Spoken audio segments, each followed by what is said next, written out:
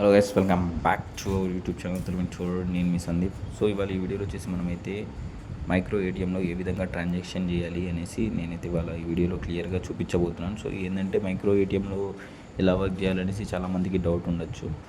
So మనము withdrawal కావచ్చు, deposit కావచ్చు, అండ్ ఈపీఎస్ ఎలా చేయాలంటే వేరే బ్యాంక్ నుంచి మనీ అనేది ఏ విధంగా విత్డ్రాల్ చేయాలి, ఇదంతా ఇవాళ ఈ వీడియోలో నేను అయితే క్లియర్గా చూపించబోతున్నాను. సో ఏంటంటే దీని ద్వారా మనకు ఒక ఐడియా అనేది ఉంటుంది అనమాట. సో చూసేయండి గాయ్స్, ఇప్పుడైతే వీడియోలోకి అయితే వెళ్ళిపోదాం. ఫస్ట్ అయితే మనమైతే మైక్రో ఏటీఎం అప్లికేషన్లోకి అయితే వెళ్ళాల్సి ఉంటుంది. మైక్రో ఏటీఎం అప్లికేషన్లో వెళ్ళగానే ఇక్కడైతే యూజర్ ఐడి ప్లస్ పాస్వర్డ్, మన యూజర్ ఐడి మనకు ఐపీపీబీ బ్రాంచ్ నుంచి మనకు ఒక యూజర్ ఐడి అనేది ప్రొవైడ్ చేస్తారు. సో ఆ యూజర్ ఐడి అనేది మీరు మీ యూజర్ ఐడి ఇక్కడ ఎంటర్ చేసుకోవాలి. దాని తర్వాత పాస్వర్డ్. సో నేనైతే ఇది నేను చూపిస్తలేను నా password, user ID direct login చేసుకుంటున్నాను. సో మీరైతే మీ యూజర్ ఐడి, పాస్వర్డ్ తర్వాత అగ్రీ అని ఇక్కడ అగ్రీ అని చేసిన తర్వాత లాగిన్ అని కొట్టండి. లాగిన్ చేయగానే మనకి ఇంటర్ఫేస్ అనేది ఈ విధంగా అయితే ఓపెన్ అవుతుంది గైస్. సో ఏంటంటే ఇప్పుడు కస్టమర్ బ్యాలెన్స్ చెక్ చేయించుకోవడానికి వచ్చిండు. సో నేను ఏం చేశాను అంటే చెక్ చేయకుండా డైరెక్ట్ ఏంటంటే క్యాష్ ట్రాన్సాక్షన్ నుంచి కూడా చెక్ చేయొచ్చు, లేదా బ్యాలెన్స్ ఎంక్వైరీ నుంచి కూడా, అంటే వాళ్ళు కస్టమర్స్ ఎక్కడి నుంచి వచ్చాయి అని అడిగితే మాత్రమే క్యాష్ ఇది బ్యాలెన్స్ ఎంక్వైరీ నుంచి చేయాలి. లేకుంటే నార్మల్గా మనమైతే ఇక్కడ క్యాష్ ట్రాన్సాక్షన్ ఉంది కదా దాంట్లోకి వెళ్ళాలి. అండ్ ఏఈపిఎస్, ఈ ఏఈపిఎస్ అనేది అదర్ బ్యాంక్స్కి అనమాట. అండ్ ఫస్ట్ ఆఫ్ ఆల్ ఏంటంటే మనమైతే మన మంత్రాన్ని అయితే కనెక్ట్ చేసుకోవాలి. మనకి ఇచ్చిన ప్రొవైడ్ చేసిన ఈ మంత్రాన్ని అయితే మనమైతే ఫస్ట్ అయితే కనెక్ట్ చేసుకోవాలి. కనెక్ట్ చేసుకున్న తర్వాతనే అవుతుంది అనమాట. ఏంటంటే కొందరు ఓటీపీతో చేస్తాం, కొందరిది ఏంటంటే నార్మల్గా ఇప్పుడు నేను చూపిస్తాను చూడండి గైస్. ఇక్కడైతే మనము అకౌంట్ అయిన ఫర్ కస్టమర్ ఎగ్జాంపుల్ వాళ్ళు కార్డు మనం ఇచ్చిన ఐపీపీబీ కార్డు తీసుకొస్తే దాన్ని స్కాన్ చేసుకొని డైరెక్ట్గా చేసుకోవచ్చు, లేదా మనం ఆధార్ నెంబర్ లేదా మొబైల్ నెంబర్ త్రూ చేయొచ్చు. సో నేను ఇప్పుడు కస్టమర్ యొక్క ఆధార్ నెంబర్ అనేది ఎంటర్ చేయబోతున్నాను. చూడండి guys, so customer Aadhaar card తీసుకురాలేదు. ఏంటంటే ఇప్పుడు ఆయనకి గుర్తుంది కాబట్టి ఆయన ఆధార్ నెంబర్ చెప్పగానే నేనైతే ఎంటర్ చేసేస్తాను అనమాట.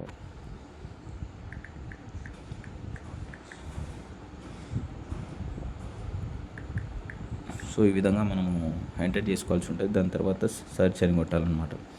సెర్చ్ అని కొట్టగానే మనకి ఇట్లా ఫింగర్ ప్రింట్ లేదా ఓటీపీ లేకుంటే ఐ స్కాన్, మనకు మంత్రం ఉంది కాబట్టి మనం డైరెక్ట్ ఫింగర్ ప్రింట్ అనేది తీసుకోవచ్చు అనమాట. సో ఇప్పుడు నేనైతే ఫింగర్ ప్రింట్ అనేది తీసుకుంటున్నాను. చూడండి గైస్, మనం ఇది అగ్రీ అని కొట్టాలన్నమాట ఖచ్చితంగా. ఫింగర్ ప్రింట్ కొట్టిన తర్వాత agree with the terms and conditions and finger print authority, ఇది మనం ఇదన్నీ ఒత్తుకోవాలన్నమాట ఫింగర్ ప్రింట్ ఇది. సో ఇది ప్రెస్ చేసుకోగానే ఫింగర్ ప్రింట్ తీసుకోవాలన్నమాట. చూస్తున్నారు కదా, ఈ విధంగా మనమైతే ఫింగర్ ప్రింట్ అనేది తీసుకోవాలి.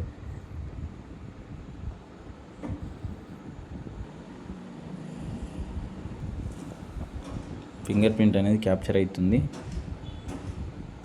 క్యాప్చర్ అవ్వగానే మనకైతే ఇప్పుడు ఈ విధంగా ఓపెన్ అయితే చూడండి, మనకి సౌండ్ కూడా వస్తుంది అనమాట క్యాప్చర్ అవ్వగానే. సో మనకి ఏంటంటే ఓపెన్ అవ్వగానే ఇక్కడ చూస్తున్నారు కదా, re KYC completed, you will be redirected to ఈ సైన్ అని ఉంది కదా. సో ఇక్కడ మనం ఇది కంటిన్యూ కాకుండా స్కిప్ అని మొత్తాలన్నమాట. సో ఇక్కడ చూస్తున్నారు కదా, కస్టమర్ డీటెయిల్స్ అనేది వచ్చాయి. సో ఆయన విత్డ్రాల్ చేద్దాం అనుకుంటున్నాడు. సో చూస్తున్నాం.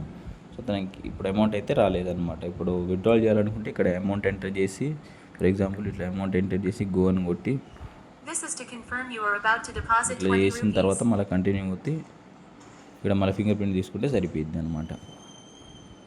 చూస్తున్నారు కదా గైస్, ఈ విధంగా మనమైతే విత్డ్రాల్ కావచ్చు, డిపాజిట్ కావచ్చు, ఈ విధంగా చేసుకోవచ్చు. అండ్ ఏఈపిఎస్లో ఏమైనా డౌట్ ఉంటే నేను అది కూడా చెప్తాను ఇప్పుడు. సో ఏఈపిఎస్లో మనం ఎలా లాగిన్ చేసుకోవాలంటే ఫస్ట్ అయితే మనం ఏఈపిఎస్ని మనం ఇక్కడ ఈ ఆప్షన్ కనిపిస్తుంది కదా, దీన్ని అయితే ప్రెస్ చేసుకోవాలి. దాని తర్వాత ఇక్కడ చూస్తున్నారు కదా, please complete the bio authority first and then execute AEPS అని ఉంది కదా. సో ఏంటంటే మనం కంటిన్యూ కొట్టాలి. ఏంటంటే ఇప్పుడు నా డీటెయిల్స్ అనేది వస్తున్నాయి చూస్తున్నారు కదా, ఈ విధంగా. తర్వాత కంటిన్యూ అనేది వస్తాలన్నమాట. దాని తర్వాత ఫింగర్ ప్రింట్, ఎవరంటే బీపీఎం ఫింగర్ ప్రింట్ అనేది కావాలన్నమాట. సో ఫస్ట్ ఏఈపిఎస్ చేయాలంటే ఫింగర్ ప్రింట్ అనేది పక్కా మ్యాండేటరీ. చూస్తున్నారు కదా, ఈ విధంగా మనమైతే ఫింగర్ ప్రింట్ అనేది తీసుకోవాలి. తీసుకునే కానీ అది ఆటోమేటిక్గా చూస్తున్నారు కదా, ఏజెంట్ బయోమెట్రిక్ లాగిన్ అయిపోయిందని సక్సెస్ఫుల్గా మనకైతే ఇక్కడ చూపిస్తుంది. సో దీని తర్వాత దీనిలో ఏ విధంగా ట్రాన్సాక్షన్ చేసుకోవచ్చు అనేసి అది కూడా చూపిస్తాను చూడండి గైస్. ఇక్కడ ఇది ఓపెన్ చేసుకోవాలి. Are you and IPPB customer no అని కొట్టాలి. దాని తర్వాత ఇక్కడ నేము మొబైల్ నెంబర్ ఏదైనా ఒత్తుకోవచ్చు అనమాట. నేను నార్మల్గా పెడుతున్నాను. ఇక్కడ మొబైల్ నెంబర్ అనేది మనకి ఏ నెంబర్కి మెసేజ్ పోవాలి లేదా మన నెంబర్ ఎంటర్ చేసుకున్నా సరిపోద్ది. సో నేను నా నెంబర్ అయితే ఎంటర్ చేస్తున్నాను. సో ఇట్లా ఎంటర్ చేసుకోగానే మనకైతే మొబైల్కి ఒక ఓటీపీ అనేది వస్తుంది అనమాట. ఆ ఓటీపీ ఏదైతే వస్తుందో దాన్ని మనం ఇక్కడ ఎంటర్ చేయాల్సి ఉంటుంది. సో నాకు వచ్చిన ఓటీపీని అయితే నేనైతే ఎంటర్ చేసుకున్నాను అనమాట. సో నెక్స్ట్ సబ్మిట్ అనమాట.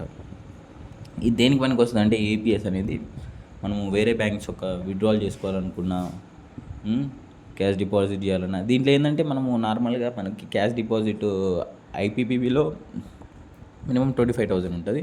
బట్ ఏఈపీఎస్లో ఏంటంటే డిపాజిట్ కావచ్చు, విత్డ్రాల్ కావచ్చు, మ్యాక్స్ 10,000 మాత్రమే, 1 డేకి 10,000 మాత్రమే. ఇక్కడ కస్టమర్ మినీ స్టేట్మెంట్ కూడా చూసుకోవచ్చు, బ్యాలెన్స్ ఎంక్వైరీ కూడా. ఇది మన ట్రాన్సాక్షన్ అనమాట. ఏంటంటే ట్రాన్సాక్షన్ ఎంక్వైరీ మనం చేసుకోవడానికి నిన్న ఏం ట్రాన్సాక్షన్ జరిగిందనేసి. సో దీనిలో మనం క్యాష్ విత్డ్రాల్ అనేది చేసుకోవచ్చు అనమాట. సేమ్ ఆధార్ నెంబర్ ఎంటర్ చేసుకోవాలి. దీంట్లో మనకు ఆధార్ నెంబర్ ఉండాలి అండ్ ఎంత అమౌంట్ విత్డ్రాల్ చేయాలనుకుంటున్నారో అదొకటి. అండ్ ఇక్కడ వచ్చేసి బ్యాంక్ అనేది సెలెక్ట్ చేసుకోవాలన్నమాట. ఏ బ్యాంక్ ఏంటి అనేసి చూస్తున్నారు కదా.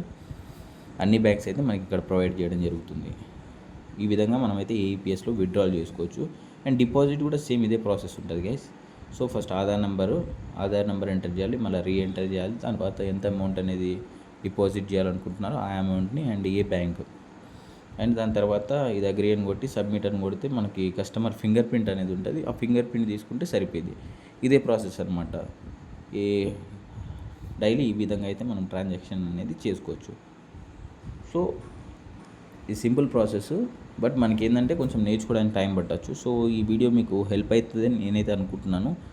Thank you for watching this video. తప్పకుండా ఈ వీడియోని లైక్ చేయండి అండ్ మీ జేడిఎస్ ఫ్రెండ్స్కి ఎవరికైనా డౌట్ ఉంటే ఈ వీడియోని ఖచ్చితంగా షేర్ చేయండి. సో వాళ్ళకి ఇది ఖచ్చితంగా యూస్ఫుల్గా ఉంటుంది.